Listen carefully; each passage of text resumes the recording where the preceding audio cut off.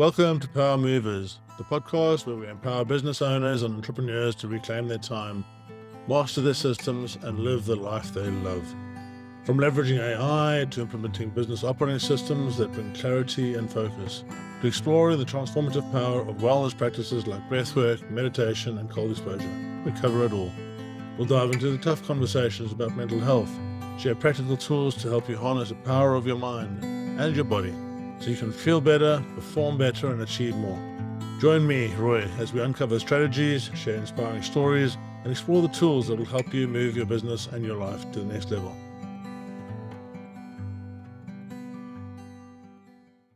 I'm joined today by Laura Vaillancourt, who has been one of my students with AI. So, Laura, please introduce yourself. Tell the lovely people about you. Thank you. So I am a licensed mental health counselor and a geriatric mental health specialist, and I am a podcaster. And I work in the world of dementia, and I support dementia caregivers. I also own a business in Olympia, Washington. It's a small business. We have about 9 employees.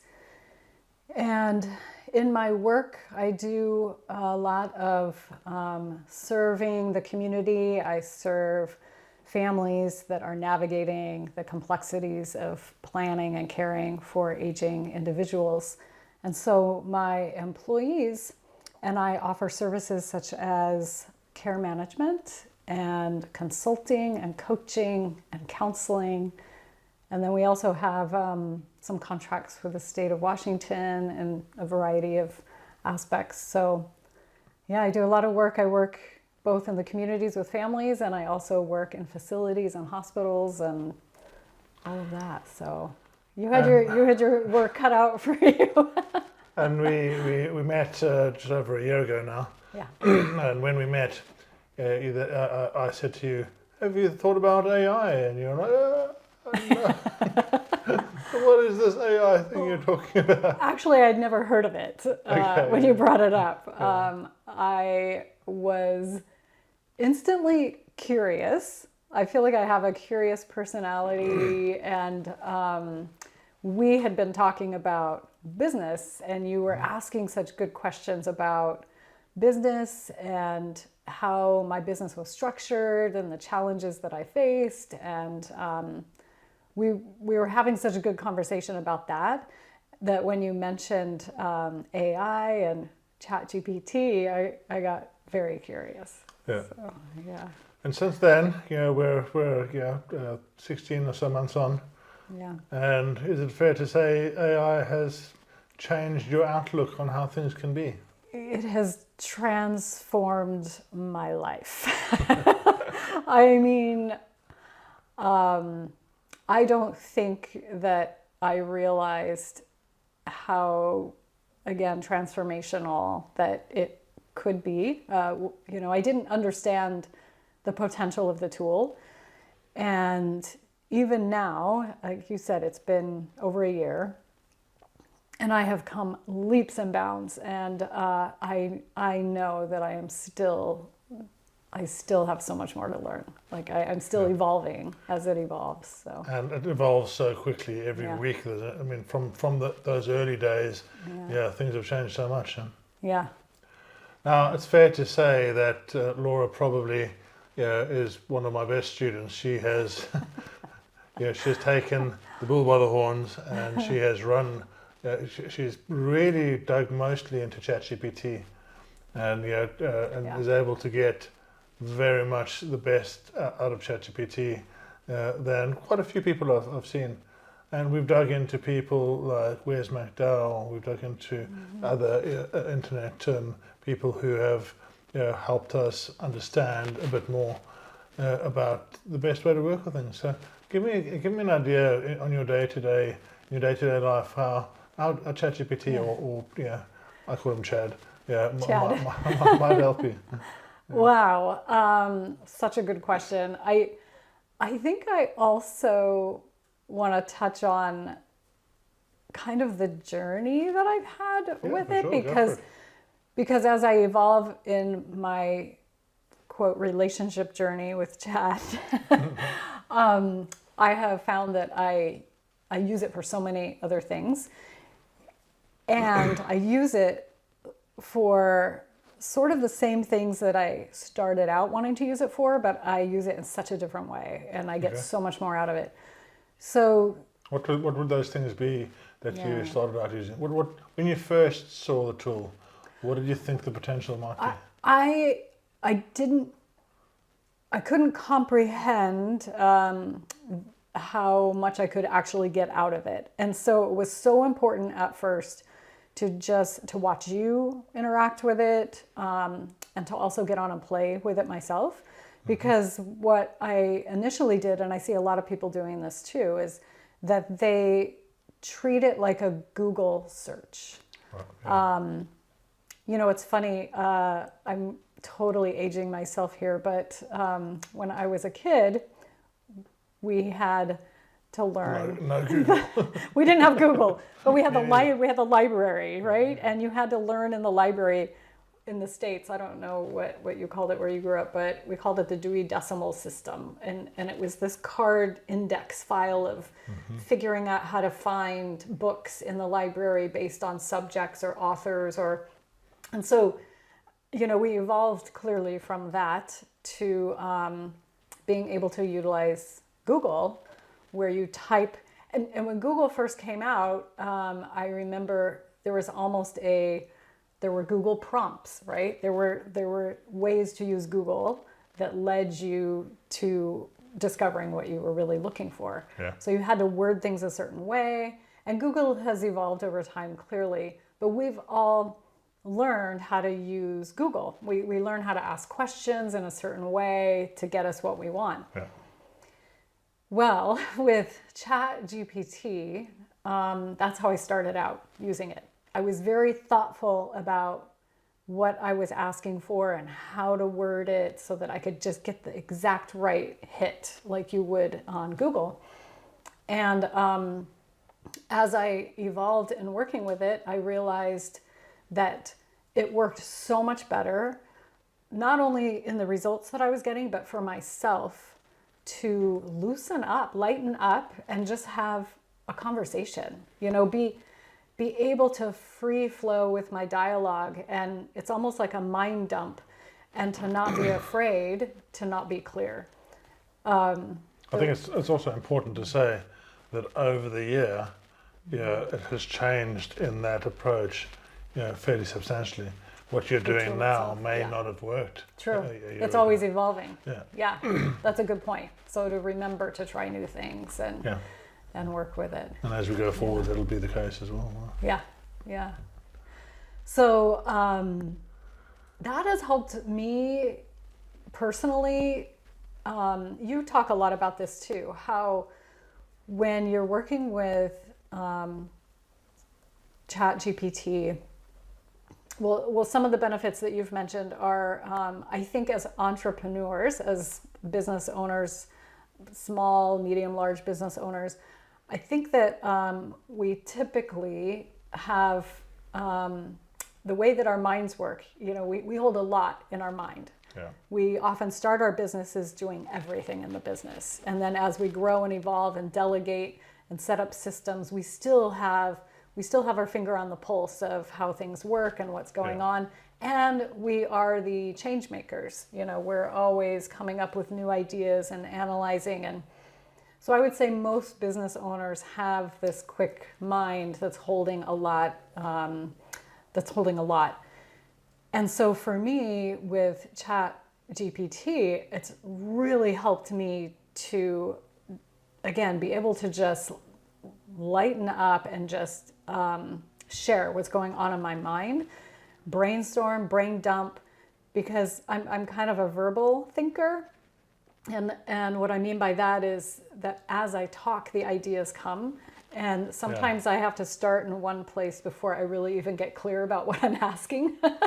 And chat allows that to happen. So I can start a conversation feeling very lost. It's almost like a two-way prompt, isn't it? Yeah. It's like having somebody to brain dump on. You've also talked about how how lonely it can be as a business owner. Yep, 100%. Because you're at the top and nobody really relates. And so I think importantly as well, to your point, importantly, if everybody in your business was at your level, then you'd probably have somebody to talk to about everything. Right. But typically they might be above your level in some spaces. Yeah. But generally a lot of people are below your level because you've done everything. Yeah. So yeah, for sure, having that somebody that's higher than your level is almost like having a mentor in some places. Yeah, absolutely. You can and I've definitely used ChatGPT. You've talked, I know, in some of your videos about if you could have an expert in any area of life, especially business, then we have access to that with ChatGPT. So I can hop on and say, I'm not good with finance, and here's a very important decision I'm having to make around my services, how I'm charging, or I'm setting up programs or services, and I need to brainstorm just the things I haven't thought of about values and benefits and things like that. And it's hard, I could call up on the phone some people that I admire and respect and pick their brain maybe if I can get through to them or they have the time. Or And you can only do that once or twice before you become exactly. Yes, yeah. So with ChatGPT, I can ask it to be that specialist, to be even that at expert. 3 o'clock in the morning when you wake up and you're like, oh, jeez, I have this idea. Yeah, absolutely. Yeah. And then another piece that I appreciate is that if I have somebody that I respect or follow, like I'm a big Simon Sinek fan, or you mentioned Wes McDowell, and I really love their philosophy and the way they think and speak to their audiences. And so I can tell ChatGPT to either respond to me as if they were that person, so I'm getting their style and their flavor, or I can ask ChatGPT to, if I come up with a few different topic ideas or program ideas, I can ask which one, Wes McDowell would choose. So if we were to dig in a little bit more, your journey has been one of, try, adjust. You get yourself to a point where you are right now, where you have a range of things happening in your business, and it's exciting times, and we will come into that on a different podcast. But as we go into this, and as you understand, the enormity of what you're doing, is it fair to say that might have been overwhelming before you? 100%. Yeah. Oh my gosh, yes. I can say almost, well, I use ChatGPT daily, I will say that. And almost daily, it has saved me hours and hours of time where, I'm kind of teaching myself actually when I get stuck on a problem and I'm ruminating about it, or I'm just can't figure it out. And I'm learning to remember, jump on ChatGPT, right? Just jump on there and brainstorm it out. We have these old habits built in, and we just bang. It. Yeah, I can't get out of this mindset, and I know there's a way. I'm such a fan of thinking outside the box, and Chat has allowed me to, brainstorm those things. So walk me through, if you will, a standard day in the life of Laura. You get out of bed, you say hi to ChatGPT. Yeah. And what? In a business day, what type of things would you use ChatGPT for, and how would you go about that? Because what I love about what you do, is you're able to really take the tool. If we imagine ChatGPT or any of the large language models as this massive supercomputer with all the knowledge in the world, when you ask it a question, the part of the problem is it can be answering from any different point of view. And Laura has this way of really, first of all, getting the tool to tell her how it needs what it needs from her so she can help. And I'll let you kind of go. Okay. Yeah. there's a few things that I could say there. Usually when I'm working with ChatGPT, I'm really thoughtful about the type of response that I want to get, because I'm sure for those folks that have played with chat that you can get on and ask it a question and it's going to give you an answer. And often it's a generic answer. Yeah. And so it's so important for me to really fine tune who I want to hear from and what style I want to hear back from. So one of the things that I do is when you work with ChatGPT more, it starts to remember your style. It starts to... This is the paid version of Yeah, the paid version will remember what you do and previous chats that you've had and things. And so one of the things that I will do is be very clear that I don't want pages of responses. You know, I don't have time to read paragraphs. That the way that my brain works is I want quick overview of an answer, and then I want bullet points. I want bullet pointed answers. And so we work really well together that way, Chat and I. And then I definitely set the stage. Like if I'm using it for something personal or I'm using it in my business, I will often remind it. It knows, but I will remind it, like, okay, so you know what I do as a business owner. You know what my specialty is. Sometimes I'll check, you know, tell me what I do, and it will spit it all out, and it's, you know, pretty spot on. Or I'll say something like, you know, I want you to, again, act as a marketing specialist in social media, or I want you to act as a neurosurgeon that, you know, I need to access this special diagnosis that one of my patients has. I can be very specific about who I want to get information from. Yeah. But one of the things I always do, and you taught me this too, and I do it almost every time, is I will tell ChatGPT, you know, this is what I'm trying to do, even if I'm not very clear about where I'm going with it. You know, even if it's just opening a brainstorm session so that I can get clear. I want you to act as this, you know, I want you to come at me with this perspective. And I want you to ask me questions so that we can really fine tune and get exactly where I need to go. And that has made all the difference for me, because spending the time setting that up in the right way and then dialoguing, sometimes we only have to go back and forth 2 or 3 times and it is spot on. Like what I'm looking for becomes very clear, whether it's helping me become clear in what I'm wanting, or it's feeding me, you know, the information that I need. And even that point of, you know, you're sitting there, you don't know anything about a subject at all. Yeah. But you know there is this subject that exists. There's a way to, you can then say to ChatGPT, right, you know, I don't know anything about the subject. You know, I want you to tell me all the things that you need to know in order that you can help me about the subject.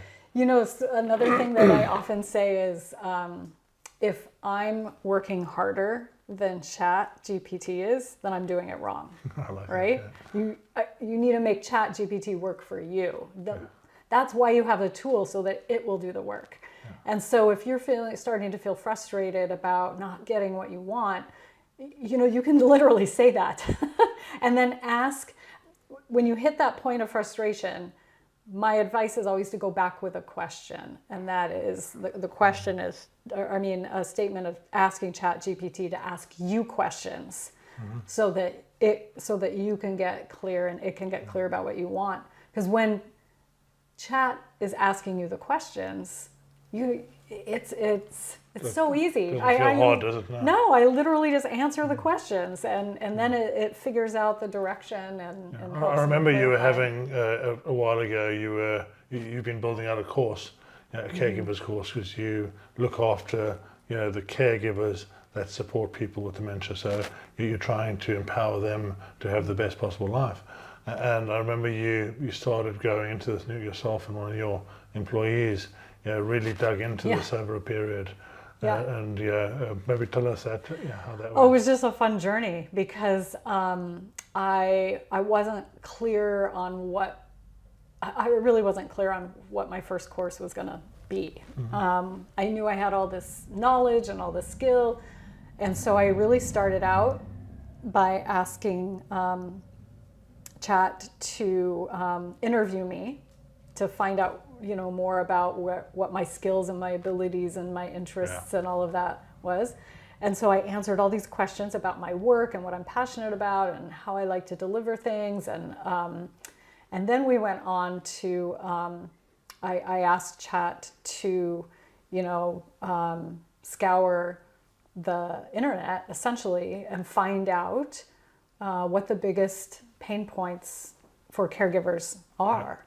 And so I was able to look at those pain points, and we worked back and forth. ChatGPT and I worked back and forth on narrowing down, the perfect topic. And so all of that happened before we even started, planning the course. And I was able to plug in a couple of my favorite course producers and asked ChatGPT to guide me in a model as if they were coaching me. And we just brainstormed. I figured out the exact perfect length.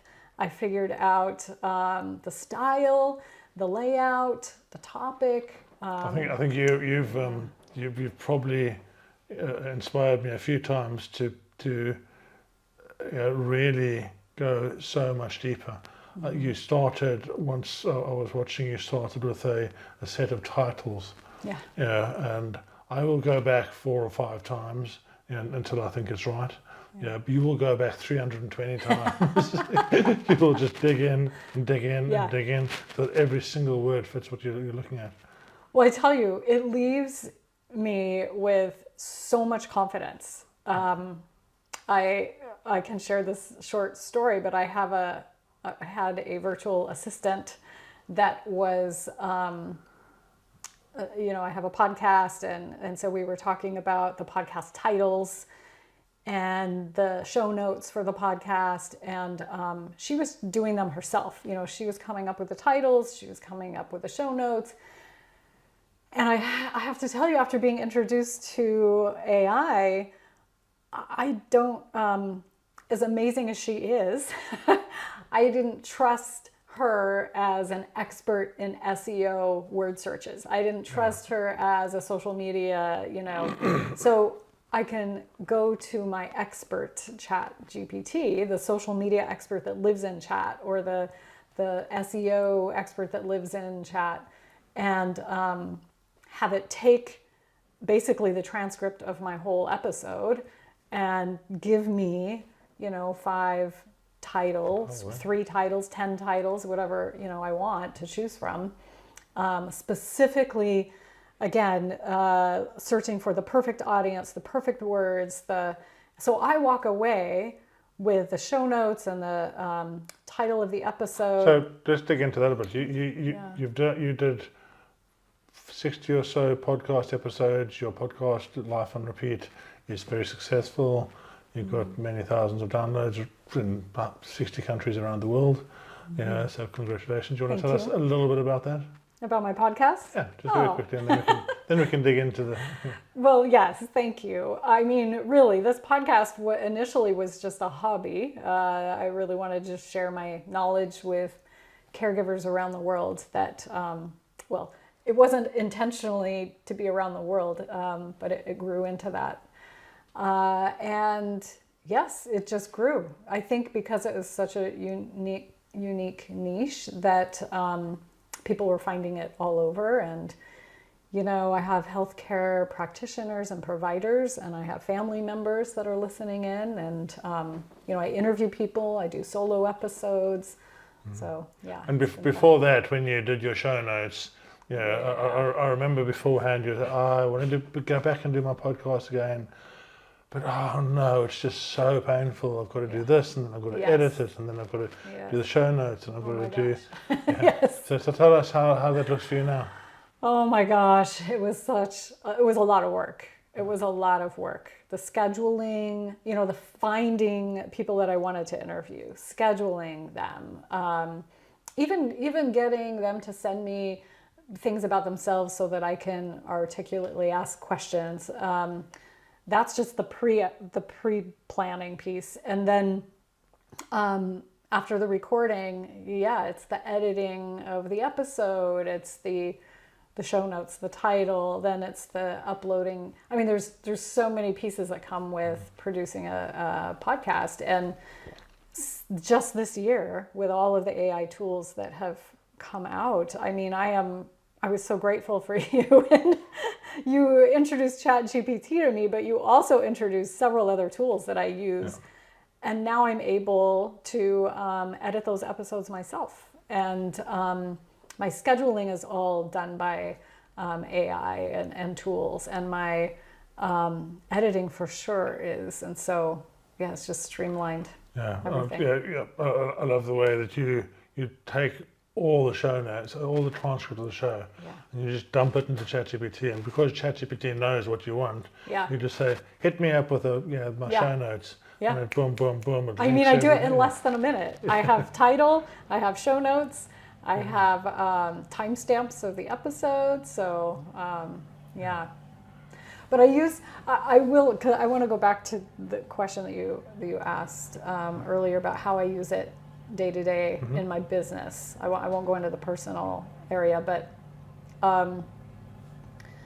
it has been transformative to the work that I do, the work that my office manager does, my program manager does, my employees do.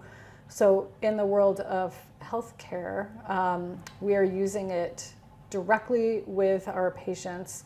One great example is that one of my care managers was following up on one of our patients, and the caregiver at the care home that this patient lived in did not speak English. And we were trying to monitor, we had a medication change, and we needed to monitor how this person was doing on that change. And the caregiver wasn't able to communicate with us, and we were struggling to communicate with them, and we need to report back to the physician about increasing the medication or not.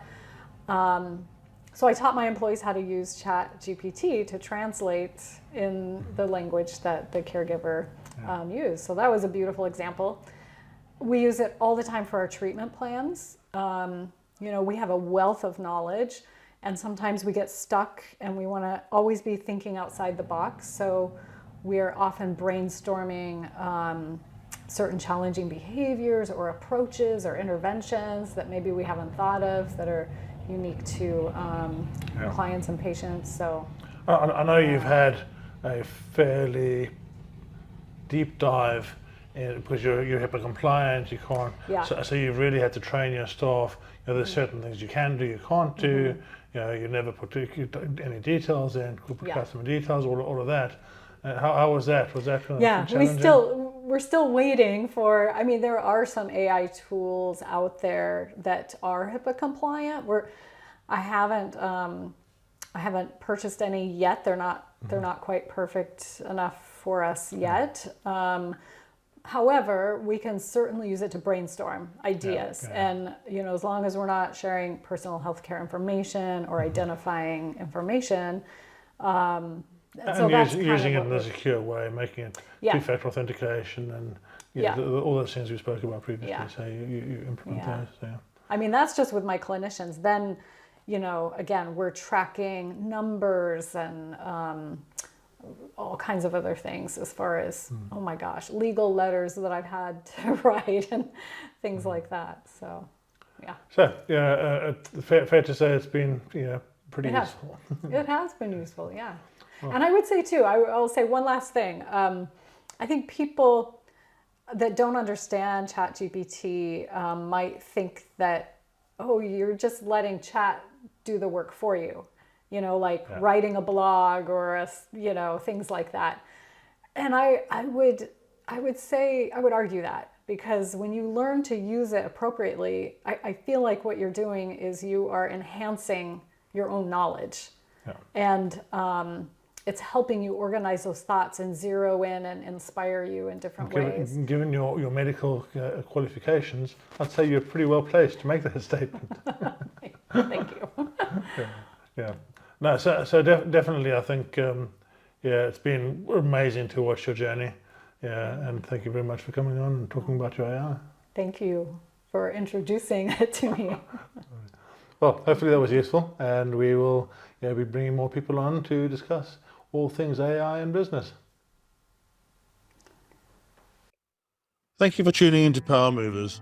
I'd love to hear your thoughts, questions, or ideas for future episodes. Feel free to connect with me on LinkedIn, Facebook, or Instagram, or drop me an email at roy@allthepower.co.uk. I'd love to hear from you. Remember, the content in this podcast is for informational purposes only. Always consult a qualified coach or professional before making significant decisions. Until next time, keep moving forward, stay inspired, and live the life you love. Thanks for listening.